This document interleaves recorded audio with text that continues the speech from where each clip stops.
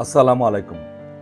পৃথিবীর সবাইকে সালাম ও শুভেচ্ছা জানাচ্ছি। পৃথিবীর যে প্রান্ত থেকে দেখছেন, আসসালামু আলাইকুম। আজকের রাজনীতিতে একটি নতুন খবর এবং গরম খবর হচ্ছে, যে আপডেট হচ্ছে যে ইউনূস আউট হতে যাচ্ছেন এবং একজন সাবেক মন্ত্রীর ছেলেকে কনফিডেন্সিয়াল রিজনে, সে নামটা বললাম না, তাকে প্রধান উপদেষ্টা করে নির্বাচনের জন্য নতুন উপদেষ্টা পরিষদ গঠন করা হচ্ছে। সো বাংলাদেশের রাজনীতিতে আজকের যেই ঘটনাটি, যে সেটি হচ্ছে যে আসলে রাজনীতিতে স্পেসিফিক প্রেডিকশন করাটা বা রাজনীতির স্পেসিফিক কথা বলাটা ডিফিকাল্ট হয় এই কারণে যে রাজনৈতিক অবস্থার পরিবর্তন হয়, সময়ে সময়ে ক্ষণে ক্ষণে পরিবর্তন হয়। এর মধ্যে যে কতগুলো পূর্বের সিচুয়েশন ছিল, বহাল ছিল, তার মধ্যে নতুন একটি মাত্রা যোগ হয়েছে। যে পূর্বের বিষয়গুলো ছিল যে শেখ হাসিনা বাংলাদেশে পুনর্বহাল হতে পারে, আওয়ামী লীগ সরকার পুনর্বহাল হতে পারে। এটা একটা খুব জোরালো একটা অপশন। তারপরে যদি এই অপশন কাজ না করে, তারপরে নির্বাচন হতে পারে অথবা ইউনূস হটা আন্দোলন হতে পারে। এই অপশনগুলো ছিল। তার মধ্যে নতুন একটি মাত্রা যোগ হয়েছে গতকালকে থেকে, যে আলোচনা হচ্ছে ক্যান্টনমেন্টে, যে সেনাবাহিনী বেসিক্যালি চাচ্ছে যে নির্বাচন দিয়ে বের হয়ে যেতে, তারা সেই দায়টা নিতে চাচ্ছে না। সেই জন্য তারা ইউনূস যেহেতু নতুন এই পদ্ধতিটা মানছেন না, ইউনূস যেহেতু এই ক্ষমতায় থাকতে চাচ্ছেন, তার ক্ষমতা দীর্ঘায়িত করতে চাচ্ছেন, নতুন রাজনৈতিক দল করে তাদের সাথে থাকতে চাচ্ছেন, তার ক্ষমতাকে দীর্ঘায়িত করতে চাচ্ছেন, সেই জন্য সেনাবাহিনী এই দায়টা নিতে চাচ্ছে না। কারণ সেনাবাহিনী দিন শেষে মনে করে যে আওয়ামী লীগের বিরুদ্ধে গিয়ে বা আওয়ামী লীগ বিএনপি এই দুইটা রাজনৈতিক দলের বিরুদ্ধে গিয়ে টিকে থাকা সম্ভব নয়। টুডে অর টুমরো তাদের যেই, আপনি যদি প্রেসিডেন্ট দেখেন, যে তাদের পূর্ব যে আগের অতীত ইতিহাস যদি দেখেন, যে সেনাবাহিনীর অতীত ইতিহাস ভালো নয়। যারাই অকাম কুকাম করেছে তাদের সবাইকে কঠিন শাস্তির মুখোমুখি হতে হয়েছে। দেখেন আজকে মঈনুদ্দিন ফখরুদ্দিনের অবস্থা দেখেন, বা তাদের পূর্বে যারা ছিল তাদের অবস্থা দেখেন যে কি হয়েছে।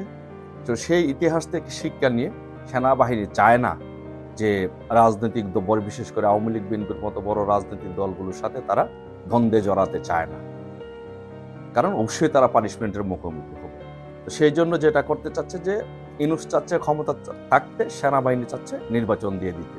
এই দুই দ্বন্দ্বের মধ্যে গতকাল রাত্রে কিন্তু সেনাবাহিনী ক্যান্টনমেন্টের ভিতরে কিন্তু গুলির শব্দ শোনা গিয়েছে, গুলির আওয়াজ শোনা গিয়েছে। সেনাবাহিনীর ভিতরে প্রচন্ড পরিমাণে 2-3টা গ্রুপ সক্রিয়, তা যে কোনো মুহূর্তে সেই 75-এর মতো বিদ্রোহ পাল্টা বিদ্রোহ, অভ্যুত্থান পাল্টা অভ্যুত্থান, এগুলোর মতো সিচুয়েশন হতে পারে। সেই সিচুয়েশন এড়ানোর জন্য, দেশকে নির্বাচনমুখী করার জন্য সেনাবাহিনী, বিশেষ করে ওয়াকারুজ্জামান চাচ্ছেন যে নির্বাচন দিয়ে উনি বের হয়ে যেতেন। কিন্তু ইউনূস যেহেতু উনি চারিত্রিক বৈশিষ্ট্য হচ্ছে ফ্যাসিস্ট, যেহেতু উনি বাংলাদেশে জঙ্গিবাদকে উত্থান করতে চান, জঙ্গিবাদকে মদত দিতে চান, জঙ্গিবাদী স্টাইলে রাষ্ট্রটা চালাতে চান, সেই জন্য উনি চান যে উনি থাকতে, রাষ্ট্র ক্ষমতা দখল করে রাখতে। কিন্তু সেনাবাহিনী সেটা চাচ্ছে না, যার জন্য সেনাবাহিনীর সাথে ইউনূসের দ্বন্দ্বর আকারটা ডে বাই ডে প্রকট আকার ধারণ করছে। তো সেই প্রেক্ষাপট থেকে নতুন আপডেট হচ্ছে যে সেনাবাহিনী চাচ্ছে একটি নতুন তত্ত্বাবধায়ক সরকার ঘোষণা করতে, নতুন তত্ত্বাবধায়ক সরকার এনে তাদের অধীনে নির্বাচন দিয়ে তারা বের হয়ে যেতে। আর সেই জন্য একজন সাবেক মন্ত্রীর, প্রভাবশালী মন্ত্রীর ছেলেকে, কনফিডেন্সিয়াল রিজনের নামটা বললাম না, হয়তো আপনারা এর মধ্যে অনেকে বুঝে গেছে, তাকে প্রধান উপদেষ্টা করে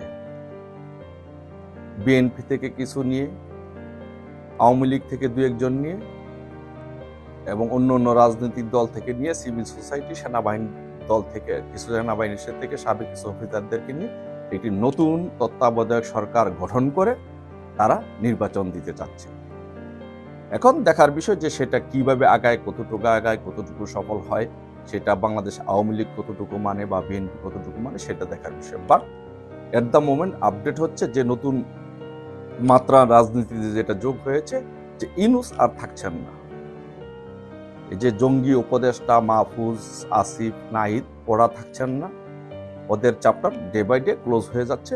যেই কোনো মুহূর্তে ওরা এমন হতে পারে যে ওরা অ্যারেস্ট হয়ে যেতে পারে। ওরা যদি বাড়াবাড়ি করে, ওরা তো বাড়াবাড়ি করবে, ওরা অ্যারেস্ট হয়ে যেতে পারে, ইউনূস আউট হয়ে যাবে, আর নতুন তত্ত্বাবধায়ক সরকার আসছে। আমরা সেই সময়ের জন্য, সেইটুকুর জন্য আমরা অপেক্ষা করছি। দেখা যাক সেই নতুন তত্ত্বাবধায়ক সরকারে কারা আসছে।